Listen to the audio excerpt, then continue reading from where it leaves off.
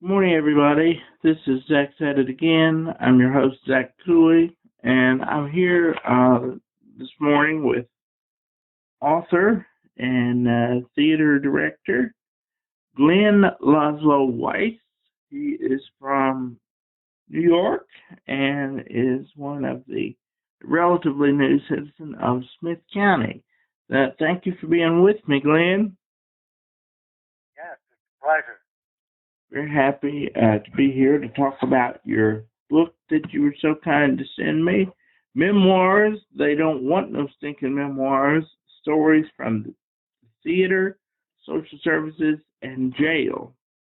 So you talk about in the book how that you wanted to write these stories down for posterity's sake, but you knew that the publishing market was not looking for memoirs. So was this a self-published endeavor, or how did you go about getting the book published? Yeah, I wanted to write a book, and I didn't want to, beat my head against the wall trying to get it published. So I had to go pretty much from the beginning to try to get it in print as quick as possible. And it was pretty quick, but then because of COVID, it got held up. But talking with other authors and people I knew, I found a way to do it. And go ahead. Expensive and quickly. What's that? Did you say it was expensive? No, relatively inexpensive. Relatively inexpensive. Okay, good. I would not be an author were it not for self-publishing outlets like Amazon that require no money up front. That's the only way that I'm a published author. So I've found those avenues to be very beneficial for me as well. Now, on the cover here is, I would assume that you and your daughter. Yeah. That was her first day of school. Oh, wonderful. And I would assume that 5 years old. 5 years old. Yep. 5 years. 25 years ago. Wow. Okay. And this is the same daughter that you took to the Bronx Zoo? Yeah. Yes. That was a story that I enjoyed, particularly the way that you were it was a hot, sweltering day in the zoo, and you found a way to distract her and yourself from the thirst by making up a little song and singing it together, and it was a very sweet bonding moment between the two of you. And is that the same daughter also that became the accomplished violinist? Well, she's not an accomplished violinist. I don't think she really plays anymore, but could play anything by ear. Growing up in a theater family, she wound up playing in a lot of shows. Fantastic.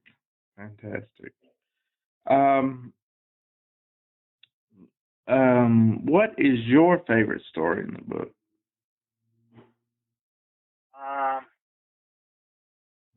My favorite story, I think, is the last story. He Made Me Bob.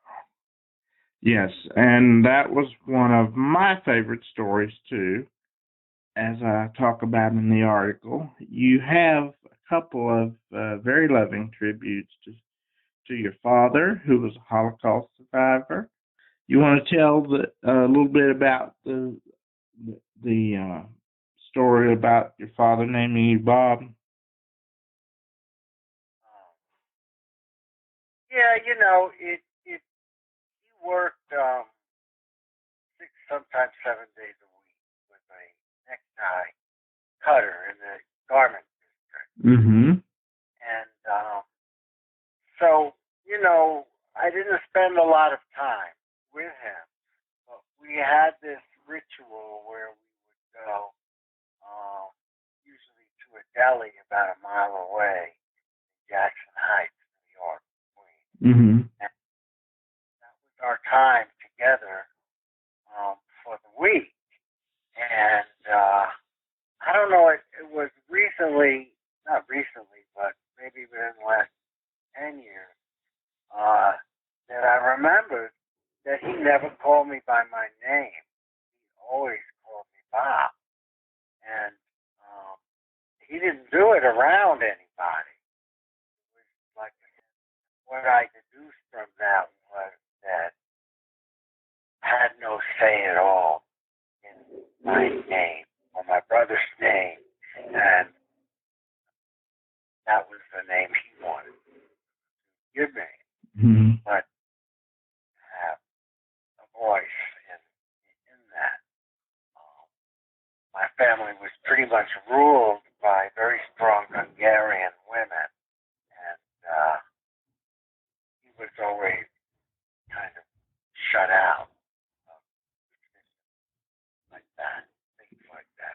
So I just realized that. I don't know how many years ago, but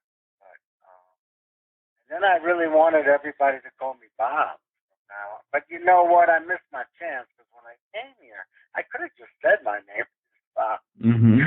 But I didn't really do that. So sometimes when if people get the book, they seem to call me Bob now. And so I have a little bit of, and in Starbucks, I always say my name is Bob. So they know me as Bob. Right. When you get the name for the orders, it's Bob. Okay. Yeah. All right. And it should be noted, I think, here also that you did not like your Christian name Glenn. You were named for the actor Glenn Ford, which I thought was interesting. Yeah. Yeah. So And your brother was named for Cary Grant. Yes. Now, how many siblings did you have? Just my brother. Just the two. It was two of you. Okay. And being Jewish, you faced a lot of. It was tough for you growing up. At times. Yeah, at times. Yeah. I was on a borderline neighborhood, so we were a lot of different ethnic things of that nature. We were shared border of the neighborhood with other. There was this group and that, all of that. And even with us Jews, there were two different groups. Mm-hmm. It was tougher than the other. I was. Yeah, that's what you were alluding to. And were you in the tougher group or the less tougher? No, I was in the weaker group. In the weaker group. And I love the character in the book, Nicky. You want to talk a little bit about Nicky? Yeah, he just was a guy always lurking in the shadows on the way home or on the way to school, and he was very threatening in a way. He's kind of like we were kids, but he was kind of like a Christopher Walken type. Oh, I see. Except he talked with a black dialect. Yeah, he talked like an African American. Yeah. Yeah, but he was white, and he always said he wanted my shoes. He was going to take my shoes. Mm-hmm. I was very, very scared of him, and I've met a few people like that in my life, and you have to kind of face up to him in a way. But at that point, I was probably too little. And you don't really remember if he took your shoes or not. No, I don't think he ever took. It was just a matter of taunting. But I did have a Hungarian a cousin who came from Hungary, and he stayed with us one summer, and he whipped all those kind of people into line. He kind of took over. They had like a little gang, and after he left, I had like a little bit of a higher standing, and Well, that's good, I suppose. Uh, that it didn't turn out too bad for you. Um, let's see. I should mention with the Bob story that is where what you were most impressed about was that I found my own personal connection to your story, and that came with the very last story in the book about your father and his special nickname for you, which was Bob. And I have a very special nickname for my 7-year-old daughter. I call her Bubsy. That's just a loving pet name that I just came up with. Her name is Bella, and I have pet names for my dog and my wife and my mother and my father and my sister. All the people I love the most have special off the wall names. So naturally, Bella was going to have one. So so I came up with Bubsy, and I call her Bubsy, and she's getting to the age now where we were at a restaurant, and I called her Bubsy. She said, "Daddy, don't call me Bubsy. There are people here." But but then we come home, and if I refer to her as Bella, she said, "Why don't you call me Bubsy?" Because she's afraid she's going to be in trouble if I don't call her Bubsy. Usually when I call her by her name, I'm correcting her about something. So, but she doesn't allow anybody else to call her that, uh, and it's something that the two of us have and share, and is really special. So that made me think of that. Yeah, and Yeah, I think also, my parents being Hungarian, mhm, I think they had their own idea of fitting in with Americans, and others were movie stars. And my father was probably just, Bob is just such an American name. mhm, He just wanted me to be just a regular American person. right. And you said that your father and I didn't, that your father and yourself didn't get along too well. Um, but I sense a closeness between you and your father. Maybe it was unspoken, but in the stories that you mentioned about him, I sense a closeness between the two of you, which I think is great. Well, the thing was, he didn't approve of me being going into the theater. He was Hmm. still working man. Right. And he wanted me to be very stable. And it was a big conflict between us. Showed no interest at all in anything that I did, uh, theater-wise, and all of that until a certain point. But the other thing is, we didn't get along that good, and my brother was a very successful businessman. He was younger than me, and my father would say, I don't worry about him. I worry about you, meaning me. Hmm. Talking like, and so I was kind of like the failure of the family, Hmm. and how I saw and how they were to me. But I don't know. There's something about him that just makes me cry all the time now. I was with him the last couple of years very much. I was commuting from upstate New York to my job in social services in Manhattan, and then I would stay with them in Queens during the week. My family was up in Woodstock, and so I was with him a lot, and he got very bleak his last years. Never really spoke about his experiences in camp, but he just had a thing at the end where he would run to the emergency on a very regular basis. Mm-hmm. He had this disease and this disease. He was consumed with his physical situation. Condition. Mm-hmm. Yeah, and they never found anything, and then all of a sudden they did, and they kept him, and then he was in the ICU for, and I had spent a lot of time with him. He was really, really bleak, and he was on the ventilator.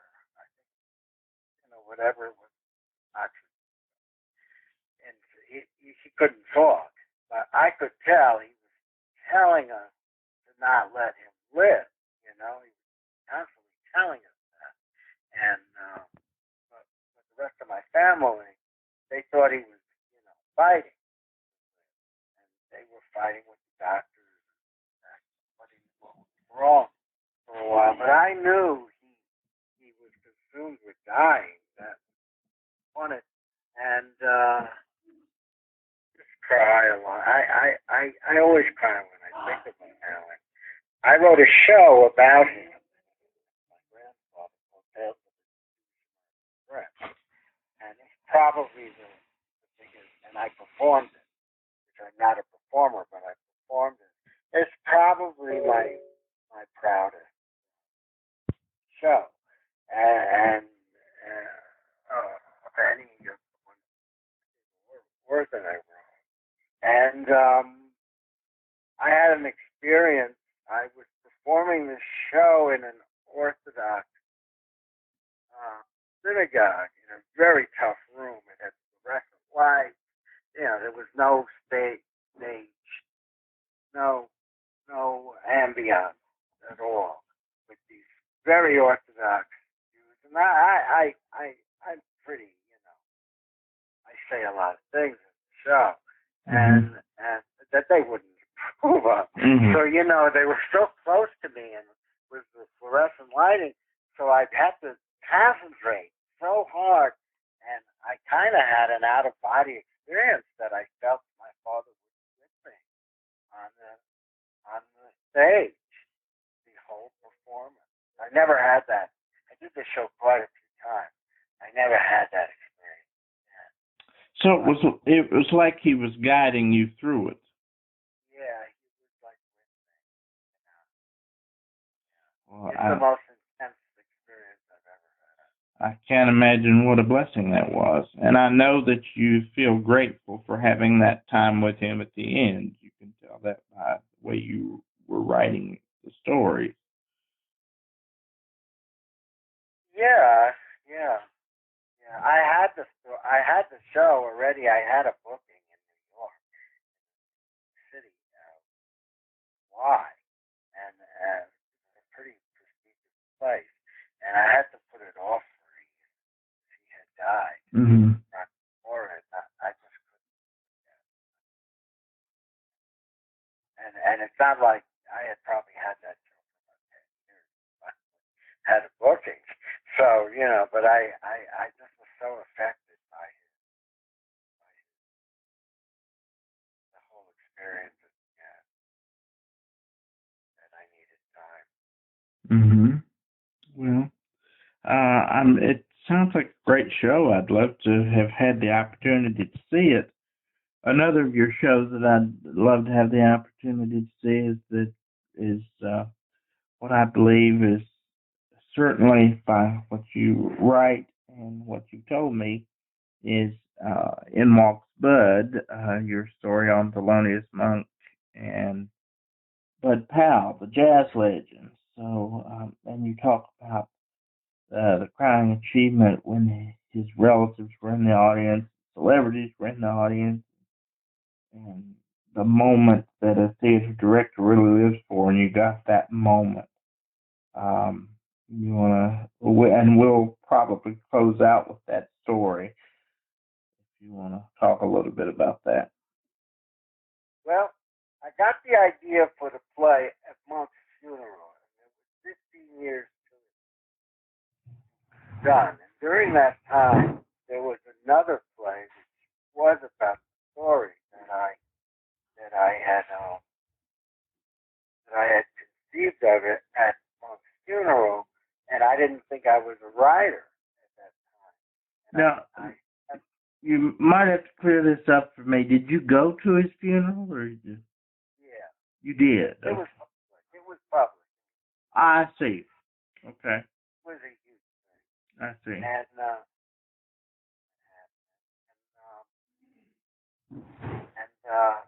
I mean, I had no personal connection with him. I did get into his apartment once. I don't quite remember how I did that, but he wasn't there where I said play. What prompted you to go to the funeral? If were you a fan, or was it? I just had a tremendous connection to him. Mm-hmm. I had worked with his music quite a bit. I did a radio drama of Eugene O'Neill in Seattle, and I set the whole thing to him. And I just worked with his music a lot of times. Mm-hmm. Felt a kinship in a way that he didn't really make it until his 40s. I certainly had my struggles, and I related to him in that way. And the fact that he kept trying, even though he was kind of the father of them all. At the beginning of the bebop movement, he's one of the legends of it. Mm-hmm. He watched everybody else succeed, and went through all these things where he lost that great art form that he was just always in his house. I just really related to it so much. That was like nice. But what happened was I had given this material to a writer that I had found up in Harlem. I had been going to a workshop with a writer. And what happened was he wrote the play on my idea and never showed it to me. It's a whole other story, but I don't want to get into. So in other words, what I'm trying to say is the story of getting that show on. That's the story as the story of the play, or of their lives. And so, this is kind of why I wrote the book. I mean, there's just so many things occur to me over the years. When you fail a lot, have a lot of, I don't say fail, but like rejections or things that don't work out, this and that. You sort of get a chance because you're always starting from zero. You sort of get a chance to maybe go further than you would if they just said, this director is, we gotta hire him, and I do stuff all over. I would have a lot of opportunity, but I would have found my style and my thing, and that's how it would have been. But because I had failed so many times or not reached my goals so many times and never stopped and always did it, no matter what my day jobs were, I always was trying to do theater. I wound up a writer. I wound up all these different things, and I'm just seeing it that it's kind of like I got my PhD and all of this stuff, even though they wouldn't hire me where they would hire a PhD. But I know that that's happened, and this kind of a story of how I wrote that play and how things I had to go through. That writer eventually was my competition. That writer eventually got picked over me a number of times. I watched productions of his show going on while mine sat in the drawer, and but ultimately I wound up in the place that I always wanted to be at, with my mama, and I had the people I wanted. I did it totally my way, and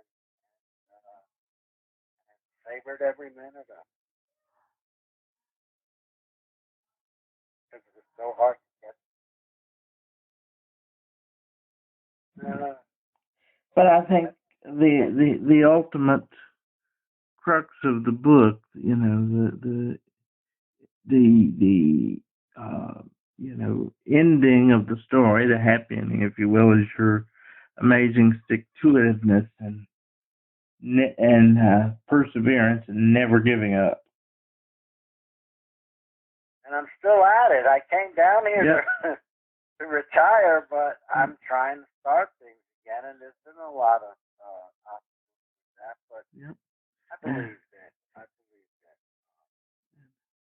Of all the people in the world, you found me, which I am very flattered about. I'm very flattered that you read my Dusty in Memphis play that I, you know, was never sure would see the light of day in whatever ever form.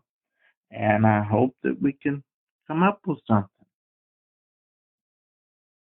Very excited about it. Yeah, me too. So, well, thank you, Glenn, so much for talking with me today. I really enjoyed our conversation. I hope I hope that your theater group will come together well, and I hope that we can talk more in the future about collaborations and such. Yes, sir. All right. Thank you so much. Okay. All right. Have a great day. Okay. Bye-bye.